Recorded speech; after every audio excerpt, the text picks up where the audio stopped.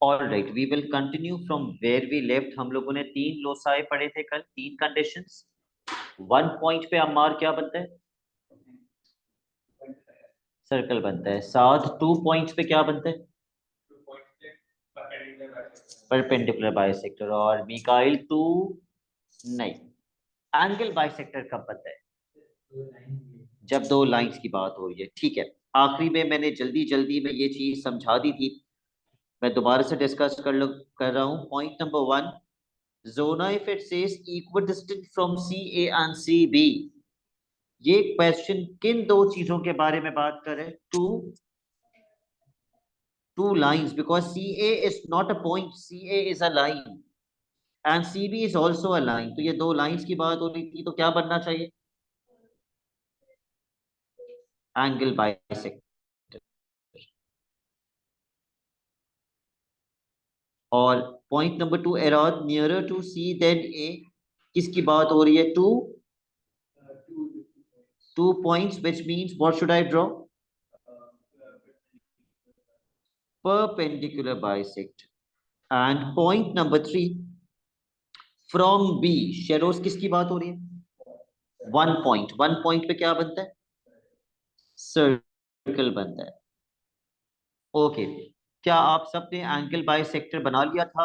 इन दोनों के अंदर कॉमन पॉइंट कौन सा है? तो सी का एंगल बाइसेक्ट कर लिया था आप लोगों ने, कल क्लास में कर लिया होगा ना? ऐसे ही जा रही थी लाइन, चेक करके बताइएगा।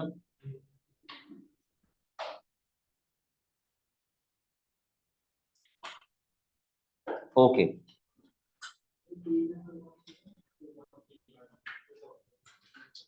उसके बाद सी और ए का परपेंडिकुलर बाइसेक्टर बनाना था। ये रहा पॉइंट सी और ये रहा पॉइंट ए। ए पे कंपास रख के आधी सी ज्यादा लेंथ खोलकर एक आर्क ऊपर, एक आर्क नीचे, और फिर सी पे रख के एक आर्क ऊपर, एक आर्क नीचे, and then the perpendicular bisector. Were you able to draw it? मुझे बताइए, क्या वो ऐसे जा रहा था?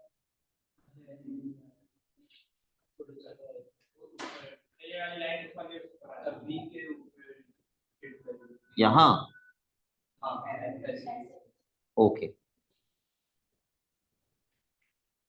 उसके बाद it set 200 kilometres from B. अब 200 किलोमीटर्स का कंपास आप खोल नहीं सकते, दैट इज नॉट पॉसिबल।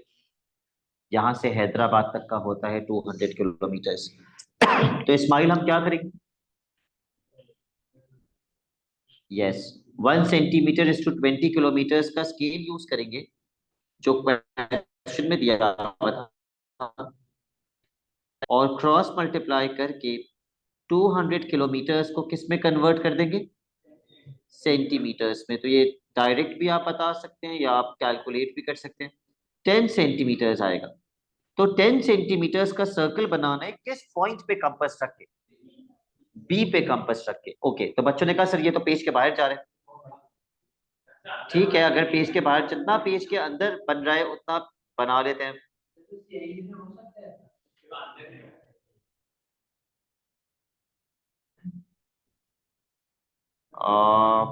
ऐसे जा रहे हैं। ओके, जो आखिरी पार्ट था वो हमने डिस्कस नहीं किया था। I am going to discuss that right now. ये तो सबने ही बना लिया होगा, आई एम अज्यूमिंग। अयान, ये तीनों बन गए थे लोसाए?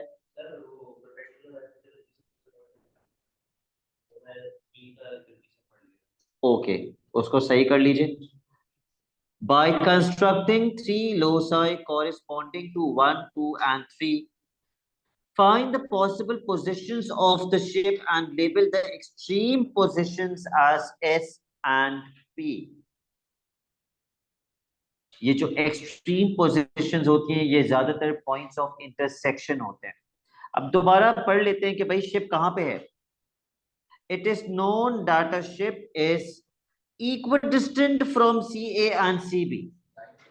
Equidistant from CA and CB का मतलब ये जो इस पे आपने क्या बनाया था? Angle bisector. ये वो लाइन है जो इक्विडिस्टेंट है फ्रॉम CA एंड CB। इसका डिस्टेंस CA और CB से इक्वल है कौन सी लाइन का? एंगल बाइसेक्टर का। तो आपकी शिप इस लाइन के ऊपर होनी चाहिए, इस लाइन से हटकर नहीं हो सकती, इस लाइन के ऊपर लाजमी होनी चाहिए शिप। उसके बाद नियरर टू सी देन ए, इसके ऊपर आपने क्या बनाया था? Perpendicular bisector. नियरर टू सी का मतलब ऊपर की तरफ, एज कंपेयर टू ए। तो नियरर टू सी देन ए का मतलब इस लाइन से ऊपर की तरफ नहीं हो सकती। लेकिन इसकी एक्सट्रीम पोजीशन कौन सी बनेगी? एक्सट्रीम पोजीशन ये वाली। Could this be an extreme position? इस लाइन पे होनी चाहिए या नहीं, equidistant from C A and C B? Ship को इस लाइन पे होना चाहिए या नहीं? और दूसरा, इस परपेंडिकुलर बाइसेक्टर से नियरर टू सी देन ए, इस परपेंडिकुलर बाइसेक्टर से ऊपर या नीचे? ऊपर। लेकिन एक्सट्रीम पोजीशन ये कंसीडर कर सकते हैं। अभी आ रहा हूं उस पे भी, इसको कंसीडर कर सकते हैं एक्सट्रीम, बिल्कुल एंड पॉइंट, लास्ट पॉइंट ये हो सकता है। And then less than 200 kilometre from B. 200 kilometre का मतलब 10 सेंटीमीटर निकाला था हमने। Less than 10 centimetre from B का मतलब सर्कल के अंदर या बाहर? सर्कल के अंदर। लेस देन 10 सेंटीमीटर का मतलब सर्कल के अंदर, मतलब इस लाइन पे तो होना ही चाहिए, ये तो फिक्स्ड है, इस लाइन के ऊपर है। परपेंडिकुलर बाइसेक्टर से ऊपर और सर्कल के अंदर दो एक्सट्रीम पोजीशंस कौन सी बनेंगी? उसने बोले mark the two extreme positions as S and P. एक बनेगी ये वाला पॉइंट ऑफ इंटरसेक्शन, और दूसरा कौन सा पॉइंट ऑफ इंटरसेक्शन?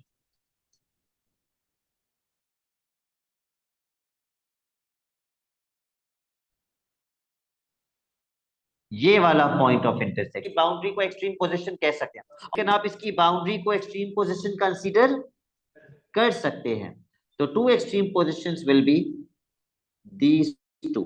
इसमें से अपनी मर्जी से किसी एक को एस मार्क कर दीजिए और अपनी मर्जी से किसी एक को पी मार्क कर दीजिए।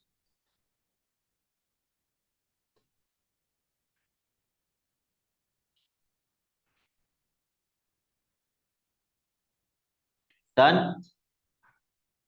चौधरी शायान, 1 किलोमीटर से जब सेंटीमीटर में जाते हैं तो कितने जीरोस लग जाते हैं? 5 जीरोस अटैच कर देते हैं, ठीक है। Question number 4, start reading the question.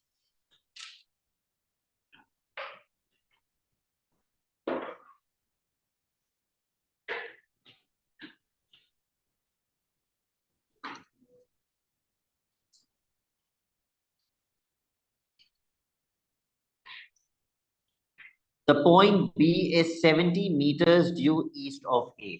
सबसे पहले इस 70 मीटर्स को किस में कन्वर्ट करेंगे? सेंटीमीटर्स में, यूजिंग दिस स्केल। ठीक है। अगर 1 सेंटीमीटर 5 मीटर्स के बराबर है तो 70 मीटर्स कितने सेंटीमीटर्स के बराबर होगा? Let's cross multiply and find out the answer.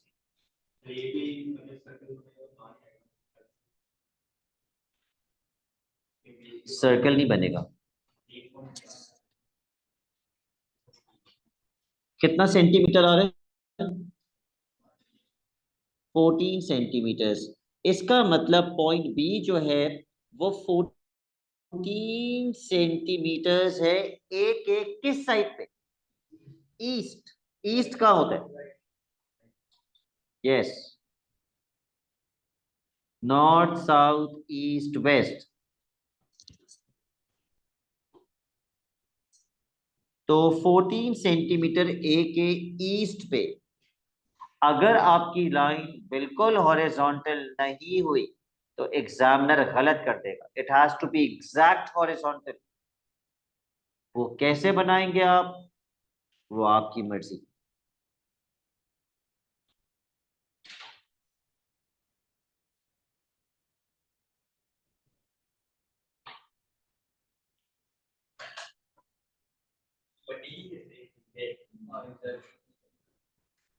Okay, जिन बच्चों को नहीं आइडिया हो रहा है एग्जैक्ट कैसे बनेगी, चलिए मैं उनको एक तरीका बताता हूँ। अपना डी यहाँ रखिए, हाँ इस पॉइंट पे डी रखिए, और 0 से 90 डिग्री पे एक डॉट लगा दीजिए। Put a dot over here eight 90 degree.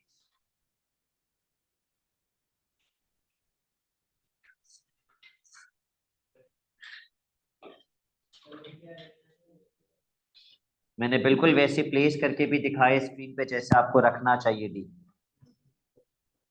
जब आप 90 पे एक डॉट लगा दें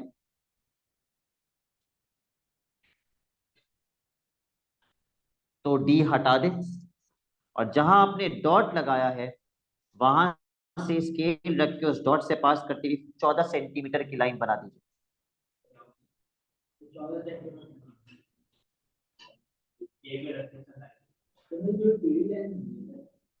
अब आप डी रख के मेजर करें 90 डिग्री का एंगल है या नहीं। ये एंगल 90 डिग्री आ रहा है या नहीं, तो इसका मतलब स्ट्रेट लाइन है, बिल्कुल हॉरिजॉन्टल है।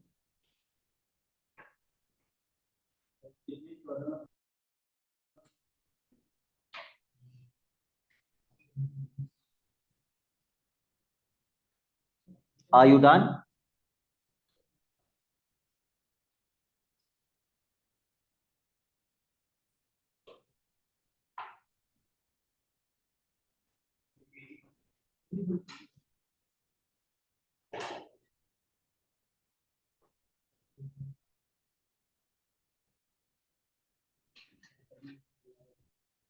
Ayaan, can I see the line? वहीं से सही है। जहां पे आप अपना डी रखेंगे,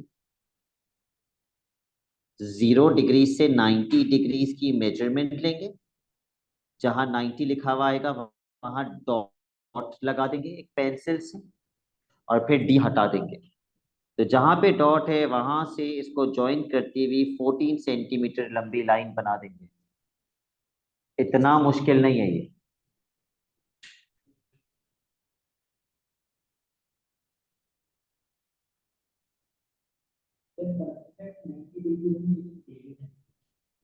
ठीक है, आपकी है तो टेढ़ी ही होगी।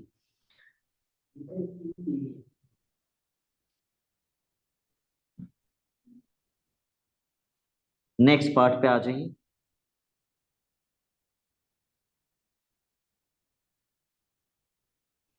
ओ, इस पॉइंट को बी मार्क कर दीजिएगा please, this is point B.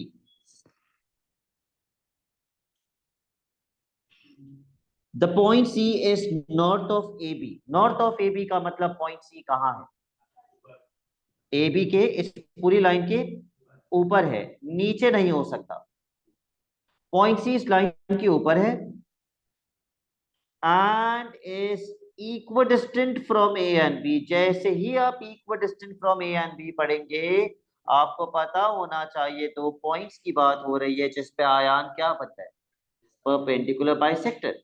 तो आप यहां लिख दीजिए परपेंडिकुलर बाइसेक्टर। अभी बनाइएगा नहीं, अभी सिर्फ लिख दीजिए angle B A C is equal to 40 degrees. इसका मतलब कौन सा एंगल 40 है? एंगल ए 40 है। By drawing appropriate lines find and label the point C. ठीक है, पहले परपेंडिकुलर बाइसेक्टर बनाओ, फिर इस एंगल को भी देख लेंगे। लेकिन पहले ए और बी का परपेंडिकुलर बाइसेक्टर बनाओ।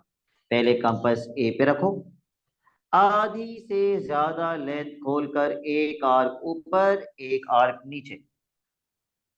फिर कंपास बी पे रख के एक आर्क ऊपर एक आर्क नीचे and join the arcs.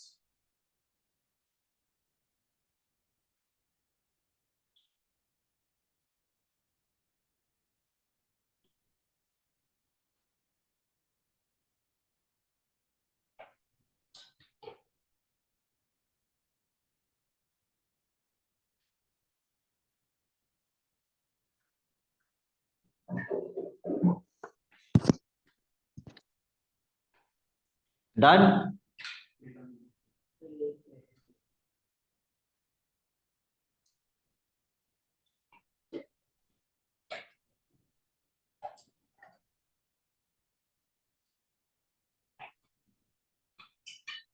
Smile बना लिया आपने परपेंडिकुलर बाइसेक्टर, ओके।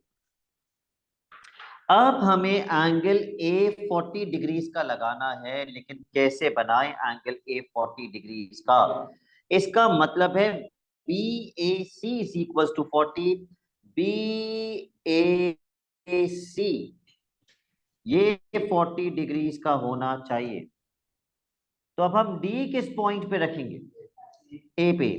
ए पे डी तो रख तो लेंगे, लेकिन प्लीज यहां से जीरो चेक करना, और जीरो से 40 डिग्रीज पर एक डॉट लगा देना। जीरो से 40 डिग्रीज पे एक डॉट लगा देना, फिर डी हटा देना।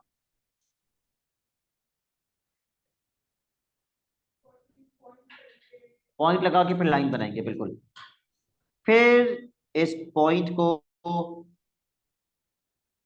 ज्वाइन कर देंगे ए से,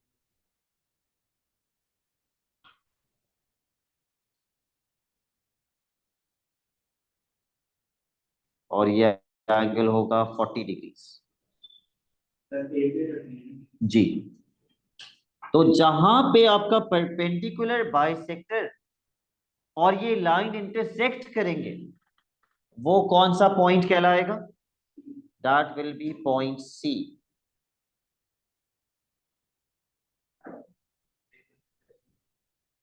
एक्सटेंड कीजिए बेटा, खींच दीजिए, जितना खींच सकते हो उतना खींच दीजिए।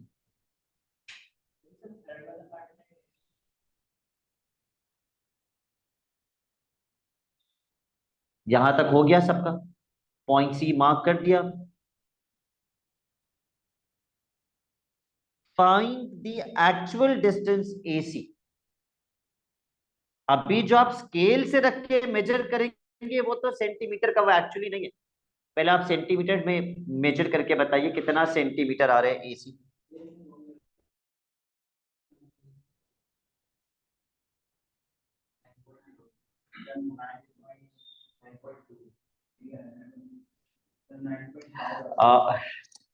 थोड़ा बहुत ऊपर नीचे आंसर्स आएंगे सबके, लेकिन I will go with the majority of the answers. Hira, what are you getting, कितना centimetre? 9.2 okay Leena. centimeters. Sorry? 8.8 centimeters. 8.8 तो लीना आ ही नहीं सकता। 8.8 तो आ ही नहीं सकता, इसका मतलब आपने 40 डिग्री का एंगल शायद थोड़ा गलत मेजर किया है। Nashmiya, what are you getting? 9.3 sir. 9.3। Samra? 9.2. majority के 9.2 ही आंसर आ रहे हैं, so I am considering it as 9.2 centimetre. जी। अब एक्चुअल डिस्टेंस निकालने के लिए जो उन्होंने हमें स्केल दिया हुआ था, अच्छा जिन बच्चों का 9.1 आ रहा है या 9.3 आ रहा है, वो इसी हिसाब से अपना आंसर निकाल लें। अगर पेपर में बहुत भी रेंज एक्सेप्टेबल हुई तो 9.1 से लेकर 9.3 तक की एक्सेप्टेबल होगी, इससे ज्यादा इतनी ज्यादा रेंज नहीं होती। तो खैर अब इसको कन्वर्ट कर लेते हैं।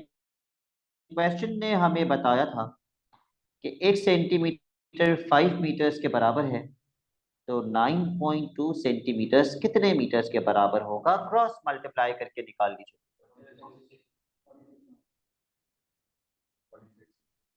46 मीटर्स। देखो यहाँ पे जो ब्लैंक होता है ना, वहां वो यूनिट भी लिख के देता है मीटर्स। तो कोई बच्चा खुदा ना खास्ता सेंटीमीटर में मेजर करके लिख रहा होगा तो उसको पता होना चाहिए मीटर में आंसर देना है, तो वो क्रॉस मल्टीप्लाई करके कन्वर्ट करेगा। 46 मीटर्स।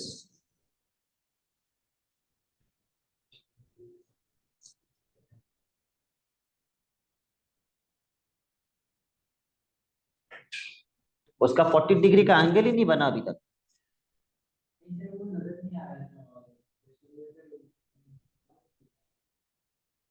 तो आप पीछे जाके अंधेरे में क्यों बैठ गए?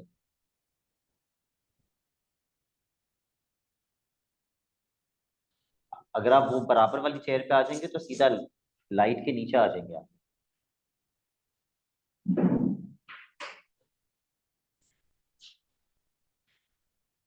All right.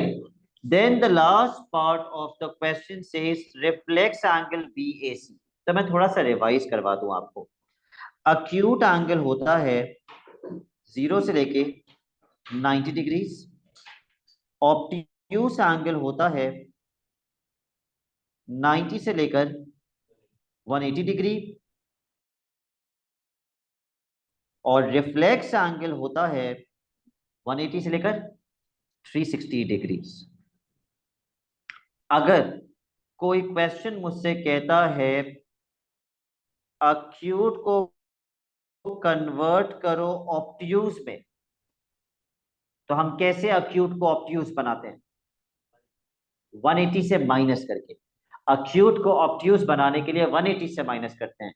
और अगर कोई सवाल कहता है अक्यूट को रिफ्लेक्स बनाओ, तो 360 से माइनस करेंगे। जैसे वो मुझसे कह रहा है इस पार्ट में रिफ्लेक्स BAC। BAC एक्चुअली तो ये एंगल है, मगर उसका रिफ्लेक्स कौन सा एंगल है? बाहर वाला। ये रिफ्लेक्स एंगल है, 180 से बड़ा और 360 से छोटा। तो जो भी अक्यूट एंगल होता है उसमें से कितना माइनस करते हैं रिफ्लेक्स के लिए? 360। और अगर ऑब्ट्यूज मांगा होता तो 180 से माइनस करते। सो 360 minus 40 S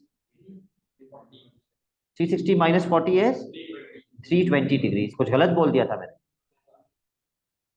okay, is she done?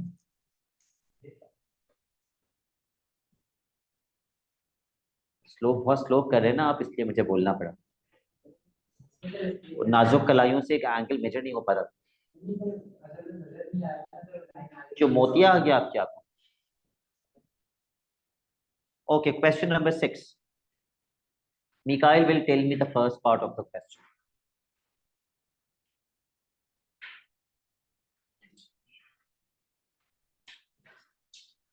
Mikail 1:n के फॉर्म में कन्वर्ट करने की एक कंडीशन होती है, वो क्या?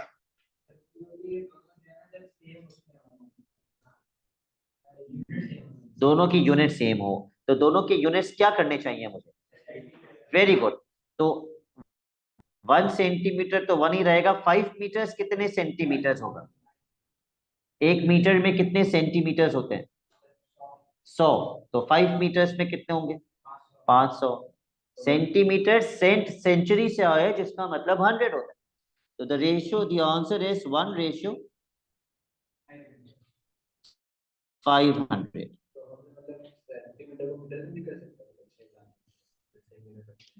कर तो सकते हैं, लेकिन फिर ये सेंटीमीटर क्या हो जाएगा? 0.01 मीटर्स। तो फिर वो 1:n में नहीं आ पाएगा ना, कभी भी नहीं होगा। हमेशा सेंटीमीटर में ही कर रहे होंगे। Okay, next part of the question.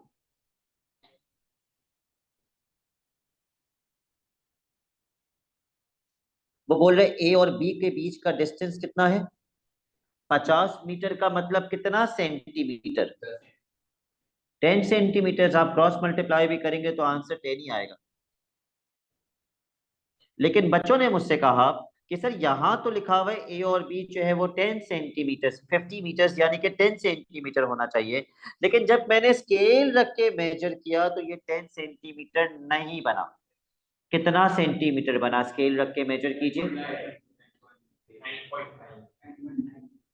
अच्छा, ये भी अलग अलग आंसर आ रहे हैं। 9.8, 9.5, 9.6। बहुत वैरायटी है इस क्लास के अंदर। Ismail, would you like to contribute, या एक ही स्केल था जो छिंद है?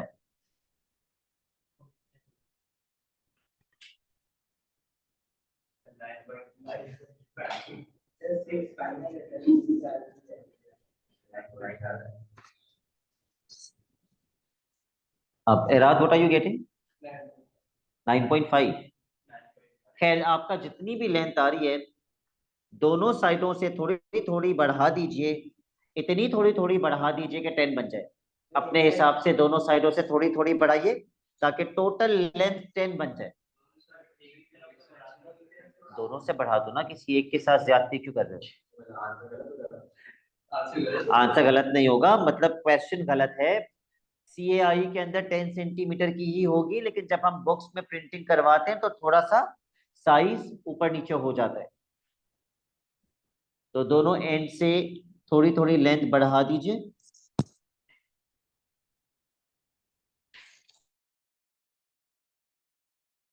हो जाए।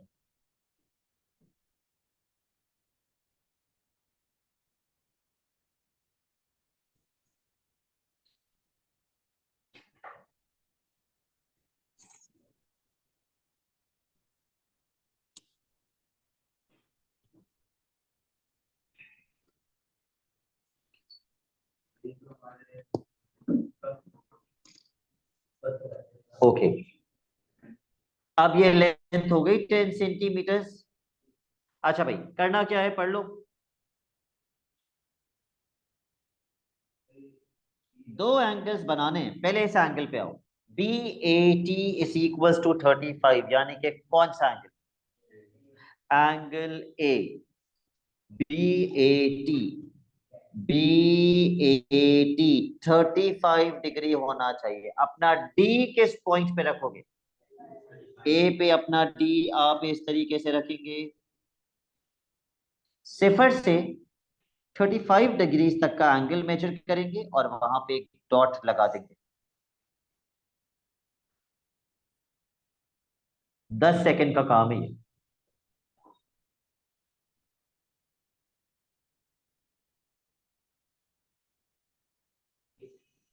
फिर D हटा दीजिएगा और पॉइंट ए से इस डॉट को ज्वाइन करके जितनी मर्जी एक्सटेंड कर दीजिएगा।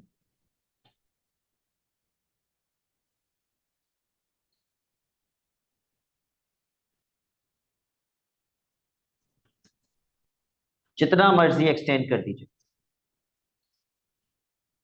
सबने मार्क कर लिया ये एंगल? तो फिर अगले एंगल पे आ जाते हैं। ABT is equals to 70 degrees.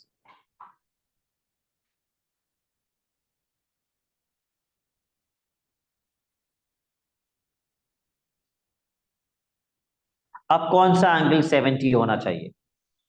B। अपना D पॉइंट B पे रखिए।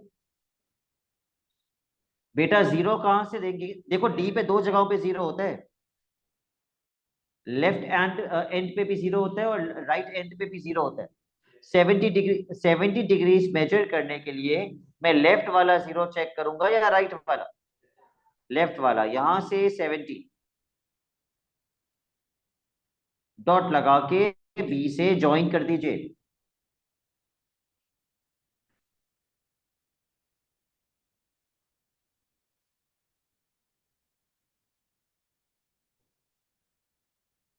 कर दिया?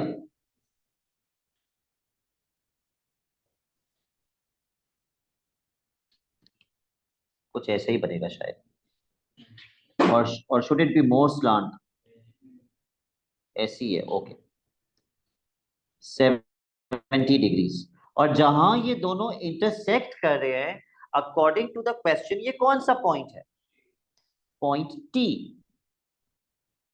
जहां पे ट्री है। Locate and label T on the plan. It's done.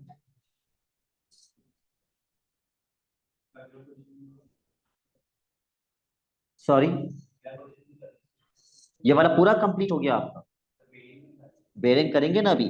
Given that A is due west of B, वो तो हमें ऑलरेडी पता था कि A जो है वो B के वेस्ट पर है। Nothing knew about this. State the bearing of T from B।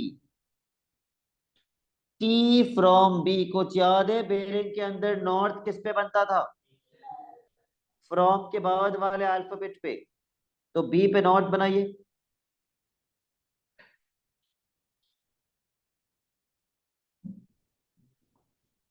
फिर नॉर्थ पे डॉट लगाते थे और फिर किस डायरेक्शन में घूम जाते थे? क्लॉकवाइज ही घूमते थे। कहां तक घूमेंगे? टी तक। अब आपका डी इतना बड़ा एंगल मेजर करके नहीं देगा, और आपको डी की जरूरत भी नहीं है। पूरा कितना होता है? 360 है ना ये टोटल। 360 में से 7। ओके, ये कितना होता है? 90 में से 70 माइनस करो ताकि ये आ जाए 20, और फिर 360 में से 20 को माइनस कर दो तो ये पूरी बेरिंग आ जाएगी। मैं रिपीट कर देता हूँ। पहले हम 90 में से 70 माइनस करेंगे ताकि ये छोटा सा एंगल आ जाए 20 डिग्रीज, और अगर हमें ये पूरी बेरिंग चाहिए तो हम 90 में से 20 माइनस कर देंगे तो हमारा आंसर आ जाएगा 70 degrees. But how do we write bearing? 3 digits, 070 degrees. Sorry, 360 में से 20 माइनस करेंगे तो 340 आएगा, फिर तो जीरो लिखने की जरूरत ही नहीं। You need not write 0. Okay, last part. By making an appropriate measurement, find the actual distance in meters of the tree from base. Scale रखो, ट्री का बी से डिस्टेंस मेजर करो। अभी वैरायटी स्टार्ट होती है, वैरायटी का वक्त शुरू हुआ चाहता है।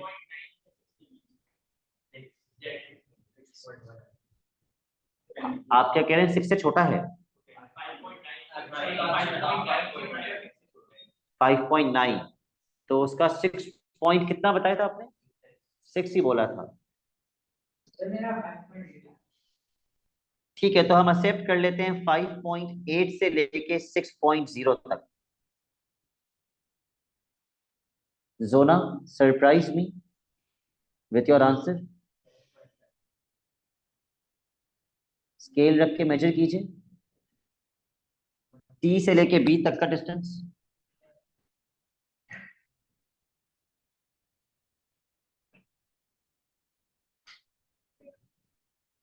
6। ओके, ये जो भी आपका आ रहा है ये सेंटीमीटर में आ रहा है।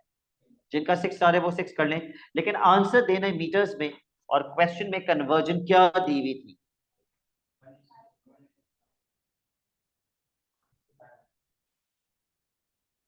1 सेंटीमीटर इज 5 मीटर्स।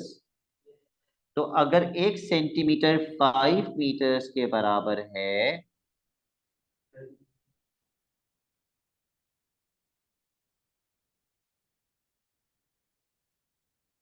तो 5.9 सेंटीमीटर्स कितने मीटर्स के बराबर होगा? कितना?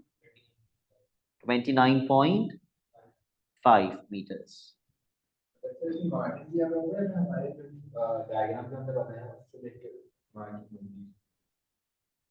नहीं, आपके डायग्राम को देखकर ही मार्किंग होगी, लेकिन सबका सेम ही डायग्राम होगा, अलग कैसे हो सकता है?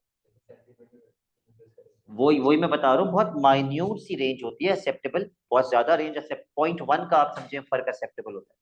ठीक है, okay. Before we do the last question, please mark your homework.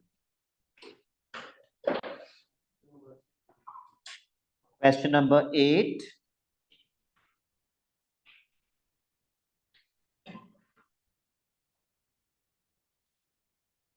question number 9,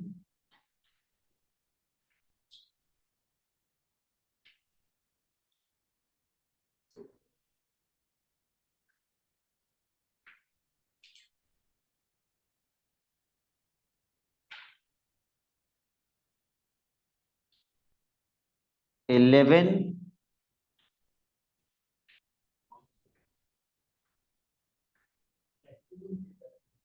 and 13, 11 and 13, ये 4 क्वेश्चंस हैं।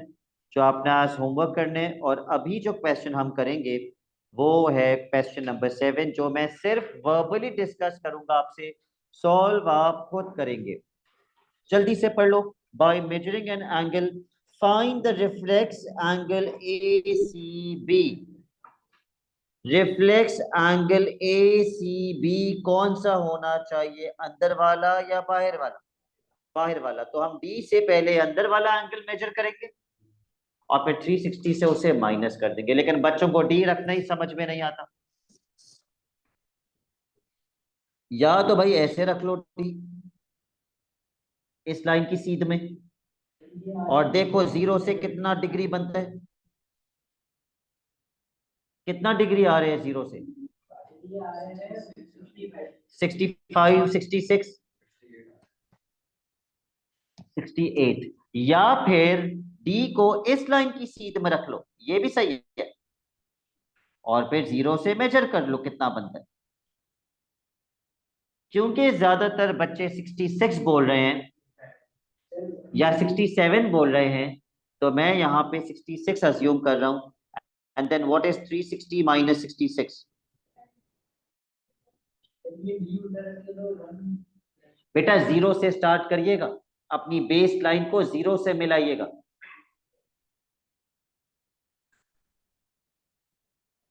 ओके, तो आप 65 के हिसाब से कर ले। उसके बाद अगले पार्ट पर आइए, जल्दी से पढ़ लीजिए।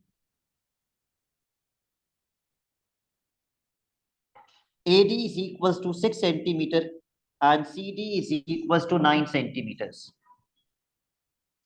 आप ए पे कंपास रख के कितना कंपास खोलेंगे? 6 सेंटीमीटर का। और सी पे कंपास रख के कितना लेंथ का कंपास खोलेंगे?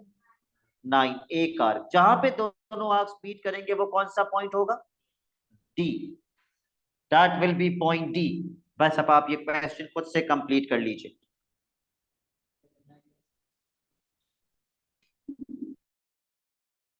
इस पे परपेंडिकुलर बाइसेक्टर बनेगा, बस यहां तक करना, टिल हेयर, इसके आगे नहीं करना।